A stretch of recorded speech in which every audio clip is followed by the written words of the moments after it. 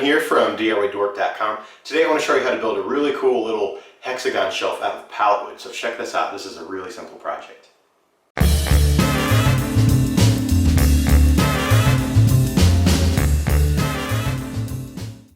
Alright, so here's the pallet wood I'm going to use to build this little hexagon. And it's just regular straight up pallet wood. I have no idea what actual type of wood it is, but it doesn't really matter. About 1/2 inch thick. My pieces right here are about 24 inches long, which is plenty long enough to do the size that I want to do on the hexagon. I want mine at the widest point to be 20 inches wide. So I actually need 6 pieces that are 10 inches long. Okay, now these have splatter paint on one side, so I'll have to do a lot of sanding and try to get rid of most of that, and it probably won't all disappear, so I'll actually use some of that as a design element. And then these pieces over here I think are just slightly thinner. They definitely are lighter weight. It's from a different pallet, but I'm gonna use one of those as a shelf to go across the middle if that's something that you might be interested in trying out. So anyway, like I said, I need to cut 6 of these to 10 inches long. And then what I'm going to do is cut a 30-degree angle on both ends, all right?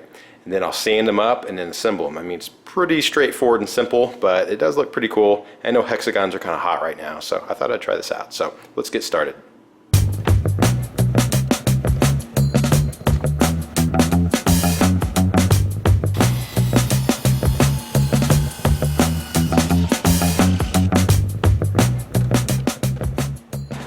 Alright, so I set my miter saw to 30 degrees, and since I'm going to sand the color off, but I kind of want that to be a design feature, and I want that to face the inside of the little hexagon, so this will face me, so that the angle will get cut this way, okay? So it's going to get chopped like that.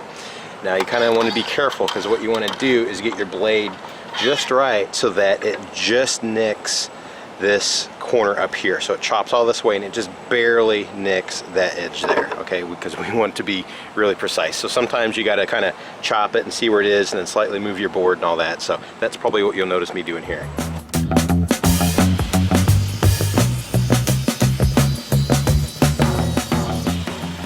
Alright, so now that all my pieces are cut, I just need to sand them smooth. You can see they're pretty rough, so I'm just going to kind of smooth them out. It'll kind of get rid of some of the bumps over the old nail holes. Do the edges. I'll try to get most of this paint gone if I can, and kind of get rid of some things like that. The one thing I'm going to be careful about though is to not really hit the edge here or here. I don't care if I round these off a little bit, but I'm not going to touch these because I want them to be as precise as I can. Doing it outside with really basic tools, but I want it to be fairly precise. So I'll go ahead and sand it real quick. I'm just using my little palm sander with a worn out piece of 80 grit, which should be plenty to do it, and I'll smooth them out.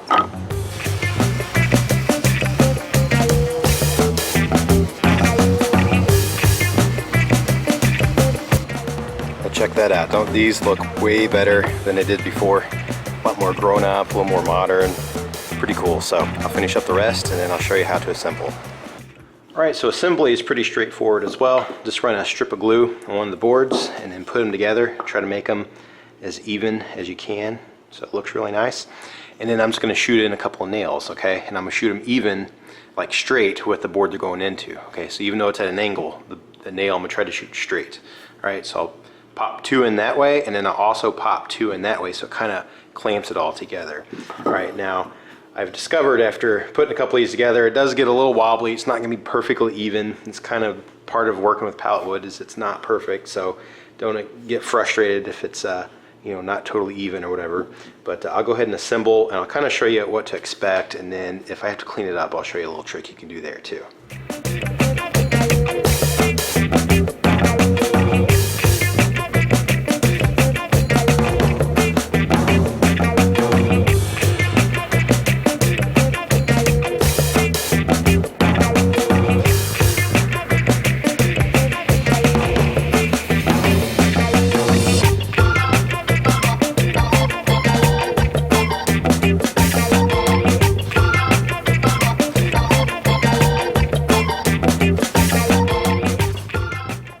And then there is the hexagon all assembled. Now it does have a little wobble to it right now, and that's because I got to let the glue dry further, but it looks pretty good. But if you do look at it close, I mean, it's not 100% exact. It's a little off in spots, and that's because, I mean, I kind of cut all those angles by eye, And you know, I mean, I'm assembling them here on the floor, so it's not gonna be totally perfect.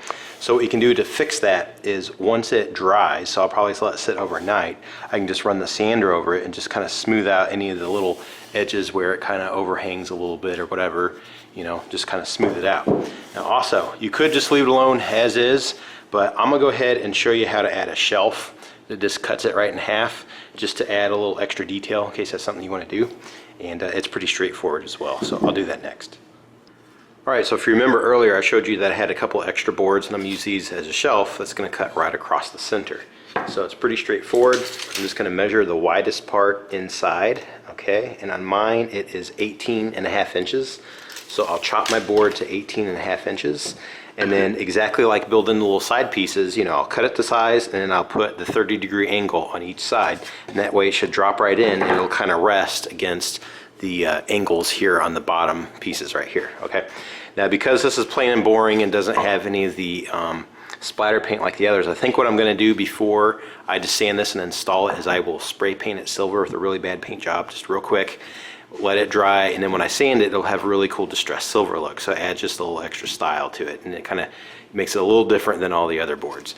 And then to install, just add a little glue, shoot a couple nails, so it's almost exactly the same way. It'll add a little more storage space in there, so I'll do that next.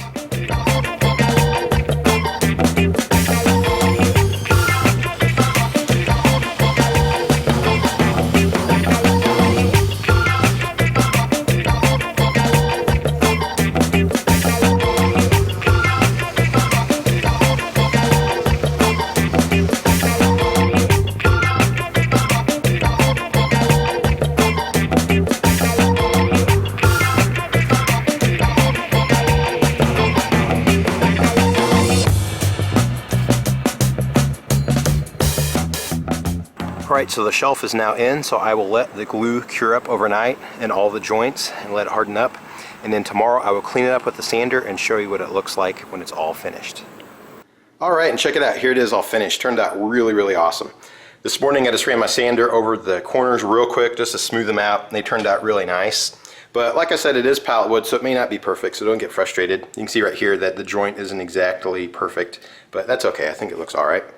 And just a really simple shape. Again, mine was 20 inches wide from corner to corner, so then I divided that in half to figure out the length for each side. So each of these sides are 10 inches long. And then remember, it's just a 30-degree cut to join them all, and then a little glue and nails, and voila, you're done. Pretty simple project.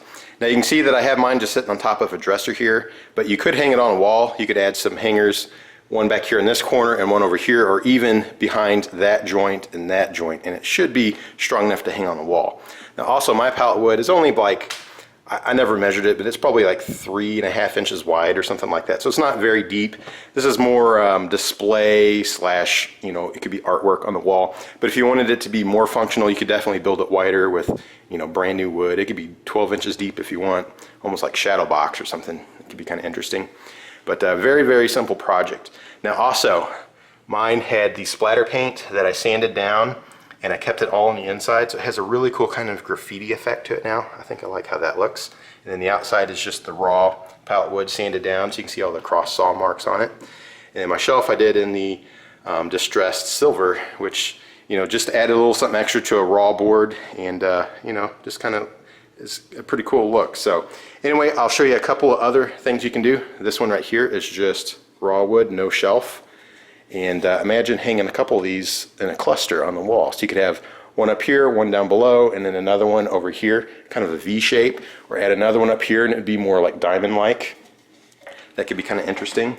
Or you could do 5 of them in sort of like an M shape or a W, reverse it. And then here's another one I did here. All right, same wood. It's that splatter paint. This one was more splotchy paint. But anyway, I kept the color on the outside, and then I ran out of boards, so I did 2 of them in my pallet wood paint trick style. All right, so that I kept them opposite of each other. So just imagine, you know, where let's say you did a cluster of 3 of them, and 2 of the boards had the color on the outside, and then one of them had the color on the inside like this.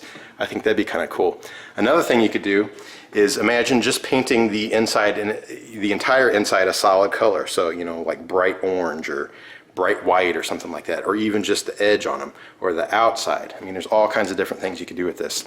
It could be kind of cool. So anyway, there you go. That's a really, really simple shelf you can build using old pallet wood. And like I said, Hexagon seemed to be kind of hot right now, so I thought I'd jump on it and figure out how to do it, and I think it turned out pretty cool.